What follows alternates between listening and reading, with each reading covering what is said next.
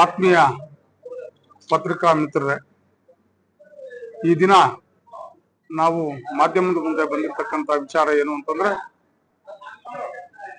ನಾವು ಒಬ್ಬ ವ್ಯಕ್ತಿಯ ಪರವಾಗಿ ಮಾತಾಡಲಿಕ್ಕೆ ಬಂದಿಲ್ಲ.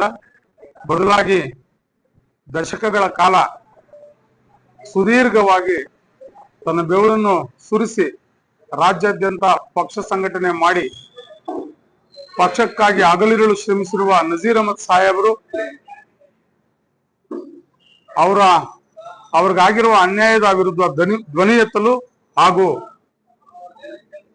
ಕಾಂಗ್ರೆಸ್ ಪಕ್ಷದ ವರಿಷ್ಠರು ನಜೀರ್ ಅಹಮದ್ ಸಾಹೇಬರ ಮೇಲೆ ಬಂದಿರತಕ್ಕಂತಹ ಆರೋಪಗಳನ್ನು ಮರುಪರಿಶೀಲನೆ ಮಾಡಿ ಅವರಿಗೆ ನೀಡಲಾಗಿದ್ದ ರಾಜಕೀಯ ಕಾರ್ಯದರ್ಶಿಗಳ ಮುಖ್ಯಮಂತ್ರಿಗಳ ರಾಜಕೀಯ ಕಾರ್ಯದರ್ಶಿಗಳ ಹುದ್ದೆಯನ್ನು ಮರು ನೇಮಕ ಮಾಡಲು ಅವರಿಗೆ ಮಾಧ್ಯಮದ ಮುಖಾಂತರ ಮನವರಿಕೆ ಮಾಡಲು ನಾವು ಇವತ್ತು ತಮ್ಮ ಮುಂದೆ ಬಂದಿದ್ದೇವೆ.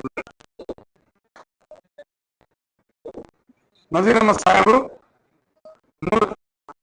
ಕೋಲಾರ ಜಿಲ್ಲೆ ಕೆಜಿಎಫ್ ನವರಾಗಿದ್ದು,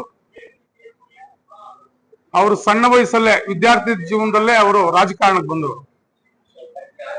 NSU ಅಲ್ಲಿ ವಿದ್ಯಾರ್ಥಿ ಜೀವನದಲ್ಲಿ NSU ಅಲ್ಲಿ ಕೆಲಸ ಮಾಡಿದ್ದಂಥದ್ದು. ನಂತರ ರಾಜ್ಯ KPCCಯ ಯುವ ಕಾಂಗ್ರೆಸ್ ಅಧ್ಯಕ್ಷರಾಗಿ ಕೆಲಸ ಮಾಡಿರ್ತಕ್ಕಂಥದ್ದು. KPCCಯಲ್ಲಿ ಪ್ರಧಾನ ಹುದ್ದೆಗಳಾಗಿರ್ತಕ್ಕಂಥ ಕಾರ್ಯದರ್ಶಿ ಹುದ್ದೆಗಳನ್ನು ಕಾರ್ಯದರ್ಶಿಯಾಗಿ, ಪ್ರಧಾನ ಕಾರ್ಯದರ್ಶಿಯಾಗಿ, ಇನ್ನು ನಾನಾ ರೀತಿಯ ಉನ್ನತ ಹುದ್ದೆಗಳಲ್ಲಿ KPCCಯಲ್ಲಿ ಕೆಲಸ ಮಾಡಿರ್ತಕ್ಕಂಥ ಅನುಭವ ಅವ್ರಿಗಿದೆ. ಅದೇ ರೀತಿ ಪ್ರಥಮವಾಗಿ ಸಣ್ಣ ವಯಸ್ಸಲ್ಲಿ ಅವರು ಬಿನ್ನಿಮಿಲ್ ಕ್ಷೇತ್ರದಲ್ಲಿ ಶಾಸಕರಾಗಿ ಆಯ್ಕೆಯಾಗಿ ಸಚಿವರಾಗಿ ಕೆಲಸ ಮಾಡಿರ್ತಕ್ಕಂಥ ಅನುಭವ ಕೂಡ ಅವ್ರಿಗಿದೆ.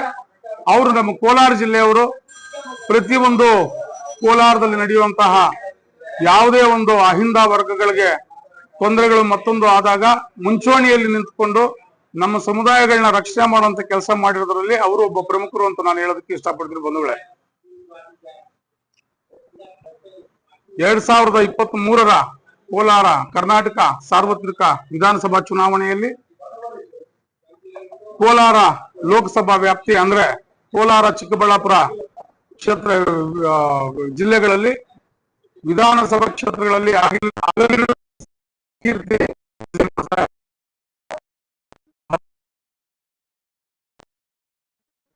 ಕೋಲಾರ ಮತ್ತು ಚಿಕ್ಕಬಳ್ಳಾಪುರ ವಿಧಾನಸಭಾ ಕ್ಷೇತ್ರಗಳಲ್ಲಿ ಅತಿ ಹೆಚ್ಚು 90% ಅಲ್ಪಸಂಖ್ಯಾತ ಮತದಾರರು ಕಾಂಗ್ರೆಸ್ ಪರವಾಗಿ ಮತ ನೀಡಿ ಕಾಂಗ್ರೆಸ್ ಅಭ್ಯರ್ಥಿಗಳ ಗೆಲುವಿಗೆ ಕಾರಣರಾಗಿರ್ತಕ್ಕಂಥದ್ದು ಕೇವಲ ಒಬ್ಬ ನಜೀರ್ ಅಹಮದ್ ಸಾಹೇಬ್ರೆ ಅಂತ ನಾನು ಮಾಧ್ಯಮದ ಮೂಲಕ ಹೇಳೋದಕ್ಕೆ ಇಷ್ಟಪಡ್ತೀನಿ ಬಂಧುಗಳೇ.